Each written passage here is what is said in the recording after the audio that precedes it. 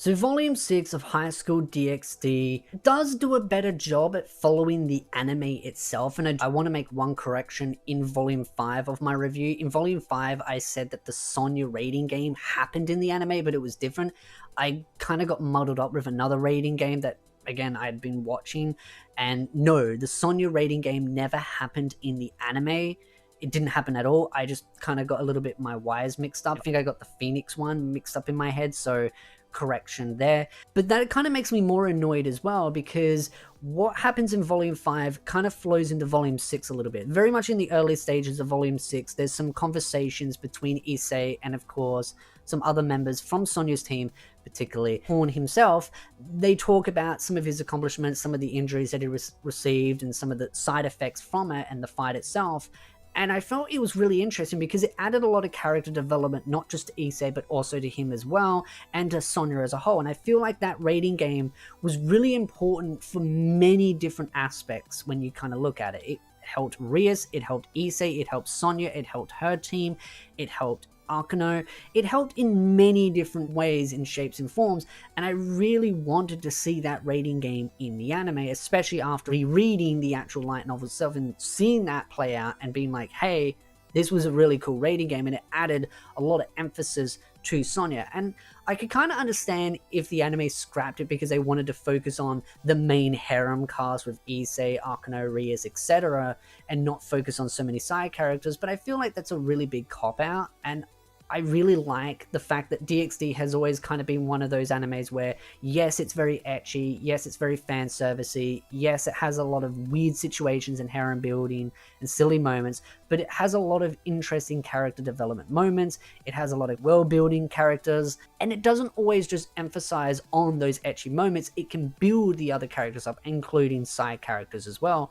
So seeing how they kind of rushed this particular part of the anime and ended up scrapping it really disappoints me, because it flows quite nicely into Volume 6 as well.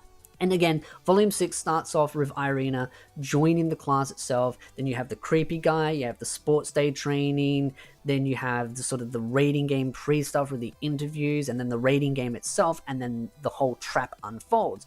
So a lot of Volume 6 is in fact in the anime for the most part, like the major key components, but there are definitely some very noticeable differences that kind of change sort of major character development points, particularly when it comes to Issei and his enraged moment.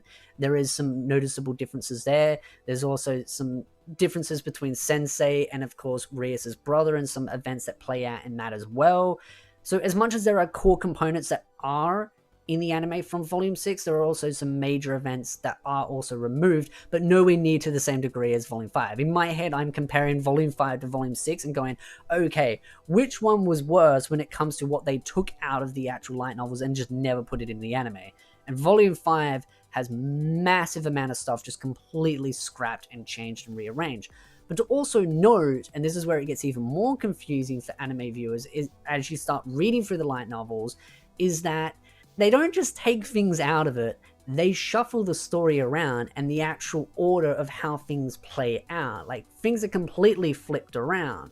And it's so annoying because, again, I've read Volume 7, I don't want to spoil too much of Volume 7 because if you're reading Volumes 5, 6, etc., but Volume 7 is flipped to happen kind of before Volume 6, and this is where it's really annoying, some of the events that end up sort of being reshuffled around. And to me, the studio itself that did this season, I don't understand what was going through their head when they decided to grab these volumes and put them in the anime, because honestly, there are some really, again, amazing moments, not just for the major gang itself, but for the side characters, and it really adds to the world itself. And also, in Volume 6 itself, it also establishes some characters that end up getting introduced in Season 4 as well. And so, if Season 3 was done properly, it would have allowed a better introduction of some characters that ended up getting introduced in Season 4.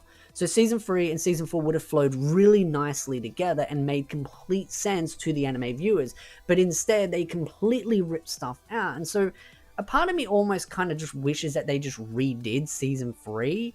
but at the same time, that would have been an even bigger mess. So I understand why they did the retcon episode in season 4. But again, a lot of anime only watchers kind of look at that and go, oh, well, this is all confusing, this is annoying, and they kind of really emphasize on that confusing component. Readers of the light novels, they see that and they go, okay, that makes sense why they've done things the way they did, because events didn't play out the way they were meant to. They kind of rectify some issues. But again, as I mentioned before, basically it starts off with Irina joining the school itself. She gets up to some shenanigans. She's kind of, I would say, trying to be an upstanding angel herself, because now she's been promoted to being an angel due to the whole system being rearranged and designed, because of course God himself has deceased. There's this kind of shift and change, not just in technology, but also in the groups themselves, whether it be angels, fallen angels, or demons themselves. And then you have the creep himself trying to push himself onto, of course, Agia. Agia has some really interesting developing moments in this volume, which I feel like kind of got pushed aside and wasn't given as much proper light, because Agia definitely, it goes into her backstory, which again the anime does talk about, but there are definitely some emotional baggage moments where I feel like the anime could have done a better job portraying that. Again, that's just my opinion. I'd love to know your opinion on that. And then of course you have sort of the pre-rating game stuff with the interviews and sort of the back and forth between the creep and of course Issei himself, and him getting a little bit toey.